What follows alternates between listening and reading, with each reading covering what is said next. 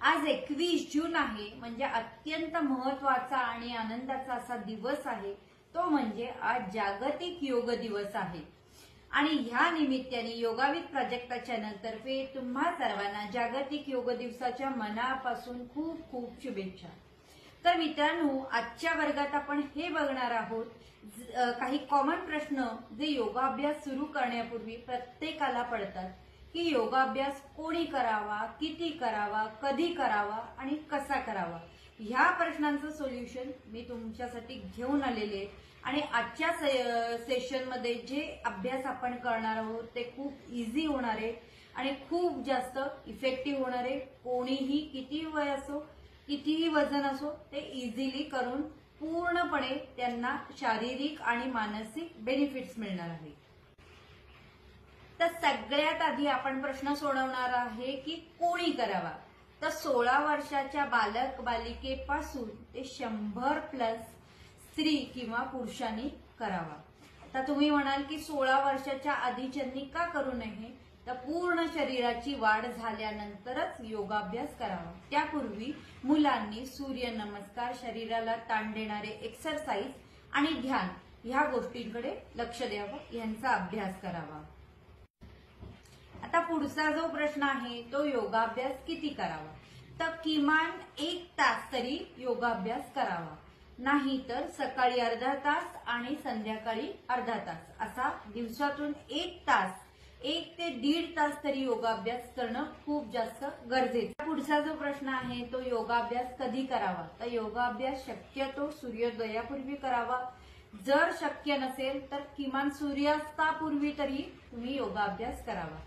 शक्यतो सकाळी लवकर योगाभ्यास रिकाम्या पोटी करावा, नाही जमलं तर संध्याकाळी जेवणानंतर, कमीत कमी दुपारच्या जेवणानंतर 3 ते 4 तासाच्या अवधीनंतरच योगाभ्यास करावा। योगाभ्यास नेहमी रिकाम्या पोटीच करायचा असतो, कारण आपण ट्विस्टिंगची आसनं करतो, त्यामुळे पोटाला पीळ बसतो। जर पोटामध्ये अन्न असेल तर खूप जास्त तुम्हाला त्रास होऊ शकतात, अनेक सारे व्याधींना तुम्ही इन्व्हाइट करू शकता। त्यामुळे योगाभ्यास नेहमी रिकाम्या पोटीच करावा। आता पुढचा प्रश्न आहे की कसा करावा? तर योगाभ्यास करताना नेहमी मोकळ्या जागी, बाहेर स्वच्छ वातावरणात, मोकळ्या हवेत योगाभ्यास करावा। सूर्यप्रकाशात शक्यतो योगाभ्यास करावा आणि जर ते शक्य नसेल तर घरात मोकळ्या स्वच्छ जागी मॅट अंथरूनच योगाभ्यास करावा। आता आजच्या अभ्यासामधला सगळ्यात महत्वाचा जो प्रश्न सगळ्यांना पडतो तो म्हणजे योगाभ्यास का करावा?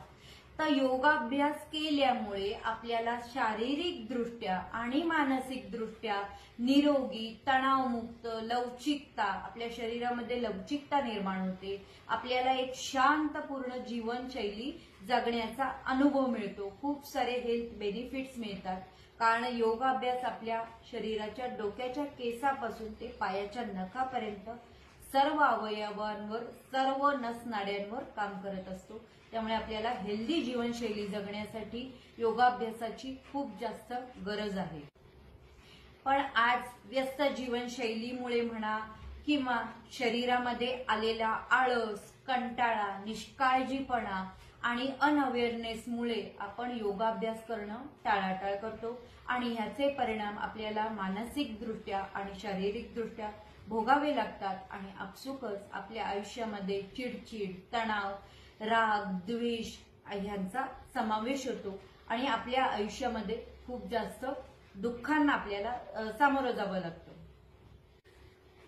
तर सगळ्यात आधी चेअरवर बसायचंय आणि आपली स्पाइन ऍक्टिव्ह करायचंय।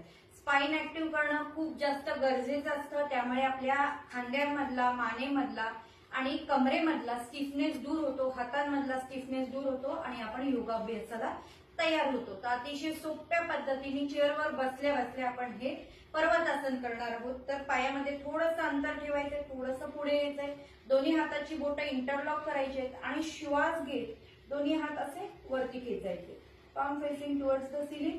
पाठीचा कणा ताठ ठेवत नॉर्मल ब्रीथिंग मध्ये कमीत कमी 15 सेकंद किंवा 15 ते 20 काउंट पर्यंत हे आसन होल्ड करायचं।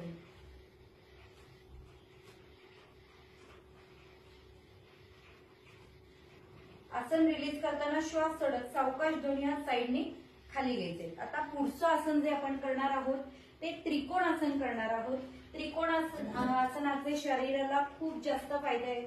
हातापायांमध्ये मजबूती येते, पोश्चर करेक्ट होतं, डायजेशन रिलेटेड जे काही इश्यूज असतात, गॅसेस, ऍसिडिटी, ब्लोटिंग, त्या सर्व समस्यांवर नियंत्रण येतं. पीसीओडी, प्रोस्टेट सारख्या समस्यांवर सुद्धा नियंत्रण येतं. पूर्ण शारीरिक आणि मानसिक दृष्ट्या हे आसन खूप जास्त महत्वाचं आहे. पण डायरेक्ट बॅलन्स नसल्यामुळे हे आसन करू शकत नाही. तर चेअरचा यूज करून आपण इझिली कसं करू शकणार आहोत ते बघणार आहोत. तर लेफ्ट लेग असा 90 डिग्री चेअरच्या पायाकडे असा स्ट्रेच करायचा आहे आणि थोडंसं पायामध्ये अंतर घ्यायचंय. श्वास घेत लेफ्ट हँड वरती घ्यायचा आहे आणि लेफ्ट हँड असा चेअरच्या सीटवर ठेवायचा आहे. श्वास घेत राईट हँड अप आणि ज्यांना माने खांद्याचं दुखणं नाहीये त्यांनी हाताच्या बोटाकडे बघायचा प्रयत्न करायचा आहे आणि ज्यांना सर्व्हायकल स्पॉन्डिलिसिस, फ्रोझन शोल्डर आहे त्यांनी समोर बघायचे आणि कमीत कमी 15 ते 20 सेकंद किंवा 15 ते 20 काउंट हे आसन होल्ड करायचे.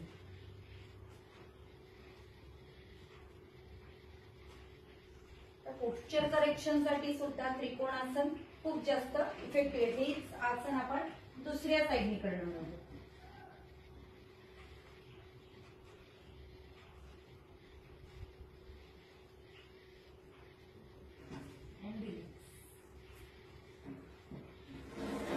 आता पुढचं जे आसन आहे ते मार्जारासन करणार आहोत. त्या मार्जारासनमुळे पाठीमध्ये, मानेमध्ये, खांद्यांमध्ये जो काही स्टिफनेस आलेला आहे तो दूर होतो. पचन संस्था आपली छान कार्य पद्धती त्याची इम्प्रूव्ह होते. डायबेटिक पेशंटसाठी मार्जारासन खूप जास्त इफेक्टिव्ह आहे, कारण पोटाची मुवमेंट चांगली झाल्यामुळे अन्नाचं पचन व्यवस्थित होतं. त्यामुळे कॉन्स्टिपेशन, गॅसेस वाल्यांसाठी सुद्धा मार्जारासन खूप जास्त इफेक्टिव्ह आहे आणि पोश्चर करेक्शन सुद्धा होतं.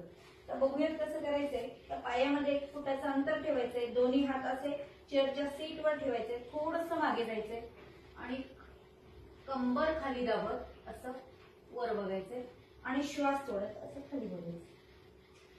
Inhale up, exhale down, inhale up, exhale down, up down, up down and relax.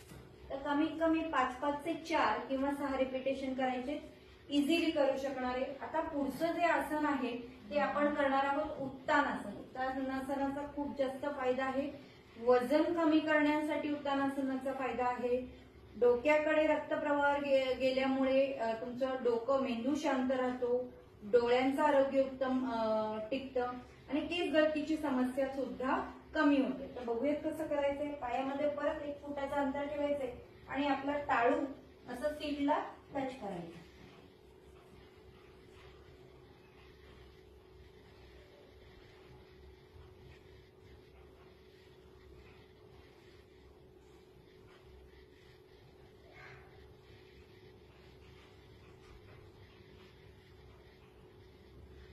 श्वास घेत सावकाश आसन रिलीज करायचे. आता पुढचं जे आसन आपण करणार आहोत ते उपविष्ट कोणासन हे आसन करणार आहोत. अतिशय सोप्या पद्धतीने, कारण ग्रॉइन्स एरिया टाईट असल्यामुळे नॉर्मली हे आसन कोणी करू शकत नाही आणि ह्या आसनामुळे स्त्री पुरुषांसाठी हे आसन रेग्युलर करणं खूप जास्त गरजेचं आहे. त्यामुळे त्यांचं पेल्विक हेल्थ खूप जास्त सुधारतं. त्याचबरोबर ज्यांना पीसीओडी, इरेग्युलर पिरियड्सचा इश्यूज आहे, प्रोस्टेटचा इश्यू आहे, ज्यांना कन्सीव्ह होण्यासाठी सुद्धा काही महिलांना त्रास होत असेल तर त्यांनी ह्या आसनाचा रेग्युलर अभ्यास करावा.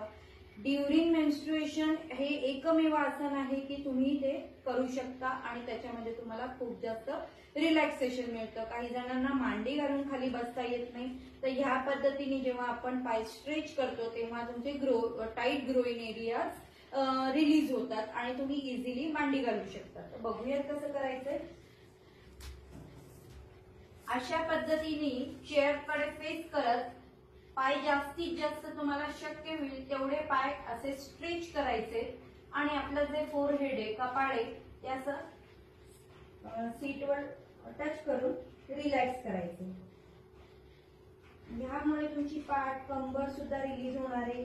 मानदुखी, पाठदुखी. त्याचबरोबर जेव्हा आपण अशा पद्धतीने कपाळ टच करतो तेव्हा आपलं टेन्शन सुद्धा कमी होतं. चिडचिड, ज्यांना खूप जास्त राग येतो त्यांच्यासाठी सुद्धा, हाय बीपी, हार्ट पेशंटसाठी सुद्धा अशा पद्धतीचं रिलॅक्सेशन खूप जास्त इफेक्टिव्ह आहे.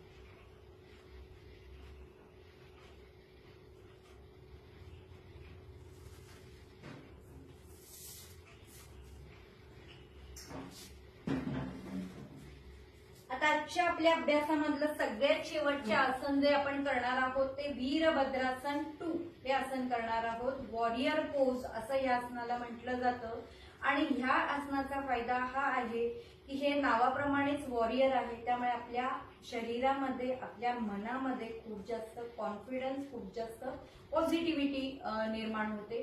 त्याचबरोबर हातापायांमध्ये मजबूती येते. चेस्ट व्यवस्थितरित्या ओपन झाल्यामुळे हार्ट लंग्सची कपॅसिटी सुद्धा इम्प्रूव्ह होते. तर लेफ्ट लेग असा हे करायचा आहे आणि राईट लेग शक्य तेवढा स्ट्रेच करायचा आहे.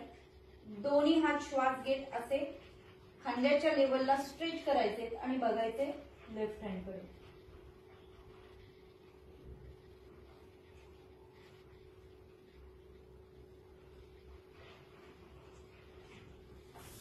क्रिया आपण दुसऱ्या साईडने करणार आहोत.